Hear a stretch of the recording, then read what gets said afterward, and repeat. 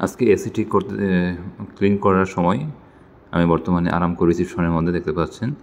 তো আসলে আমি যেখানে কাজ করি বর্তমানে আমাদের যে কাজগুলো হচ্ছে যে ক্লিন করে রাখা এখানে ভিতরে যে সমস্ত রুমগুলো আছে।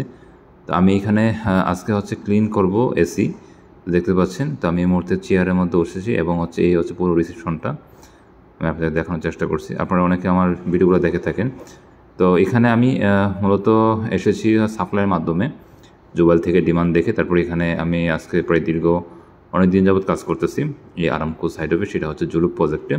তো দেখতে পাচ্ছেন এখানে আমি এসি পরিষ্কার করে নিচ্ছি, কারণ এসিগুলো হচ্ছে আপনার অনেক দিন ধরে পরিষ্কার করা হয় না। এসিগুলোর মধ্যে প্রচুর ময়লা ছিল, যার কারণে এসিগুলো একটু ক্লিন করে দিচ্ছিলাম এবং ভিতরে যে ফিল্টারগুলো ছিল সেগুলোর মধ্যে প্রচুর পরিমাণ আপনার বালু ছিল। দেখতে পাচ্ছেন আমি কিন্তু ক্লিন করছি এবং কাজ তেমন কিন্তু হার্ডের কাজ না, জাস্ট সিম্পল আমাদের কাজ, শুধু জাস্ট ক্লিন রাখা এতটুকুই আর কি।